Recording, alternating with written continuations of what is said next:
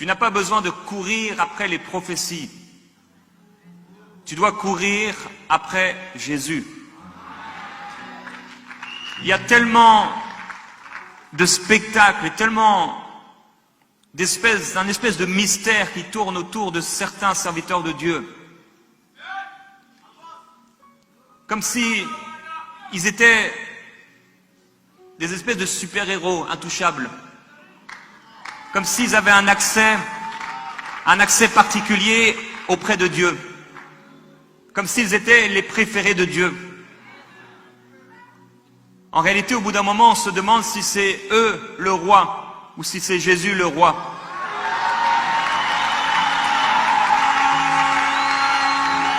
Et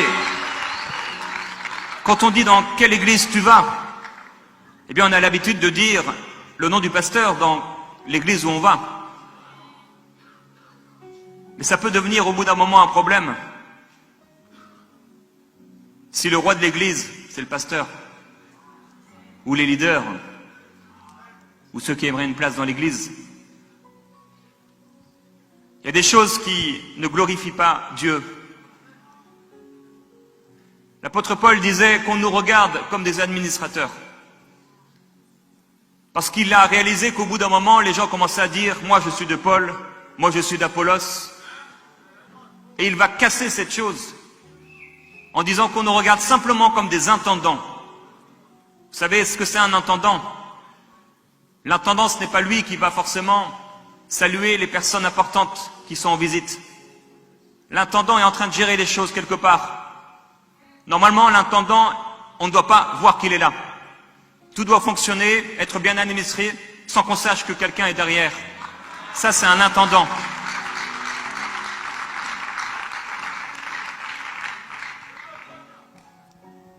On a mis beaucoup de mystères autour de l'homme de Dieu. The man of God. Tu attends qu'il dise une parole sur toi. Tu attends que sa main tremble. Tu attends qu'il te regarde. Parce que tu t'imagines qu'il y a un autre esprit en lui. Et souvent, en effet, il y a un autre esprit en lui.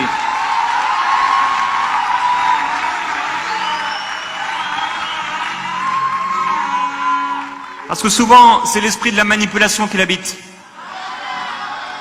L'esprit de la convoitise. Il convoitise ta femme pendant que tu lui fais une offrande.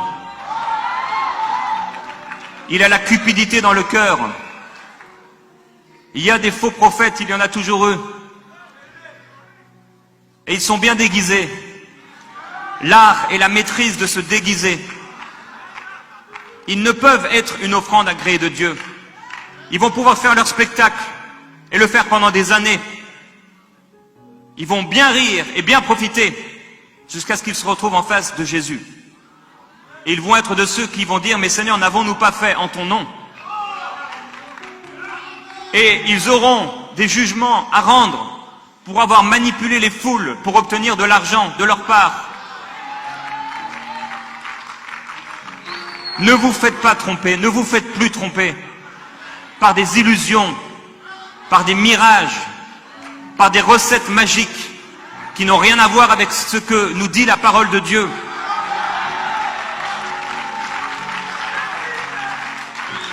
On n'a pas besoin d'être excité dans nos émotions pour que Dieu agisse.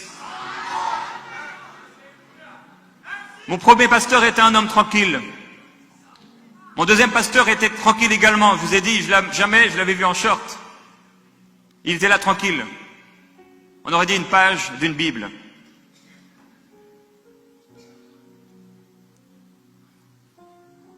Le miraculeux, l'extraordinaire, la gloire de Dieu, la prophétie peut venir au milieu de la tranquillité. Pas forcément au milieu du tonnerre, des éclairs. Mais quand, à un moment, il y a eu comme un murmure doux, la présence de Dieu était là, devant Élie. L'homme de Dieu, le prophète. Un doux murmure. Beaucoup de gens sont à la recherche du spectaculaire. Beaucoup de chrétiens courent après les églises où il y a des miracles, il y a des prophéties. sans se poser la question, mais est-ce que Dieu est vraiment là? Il y avait cette femme qui était en train de suivre Paul. Et elle criait, ses serviteurs sont les serviteurs du Dieu très grand, très haut. Ils vous annoncent la voie du salut. Ça avait l'air d'être de Dieu, mais la source n'était pas divine. Cette femme était en train de mettre en avant les hommes de Dieu. L'homme. Quand l'homme prend la place de Dieu dans l'église, c'est pas une offrande pure. Quand l'homme de Dieu devient comme un intermédiaire entre toi et Dieu, ce n'est pas une offrande pure. Le seul intermédiaire qui existe entre toi et Dieu, c'est Jésus-Christ. Les ministères n'ont pas été envoyés, établis par le Seigneur pour qu'on soit comme des esclaves devant eux, pour qu'ils dominent avec dureté sur nous comme si nous étions des serviteurs et eux les rois, les maîtres.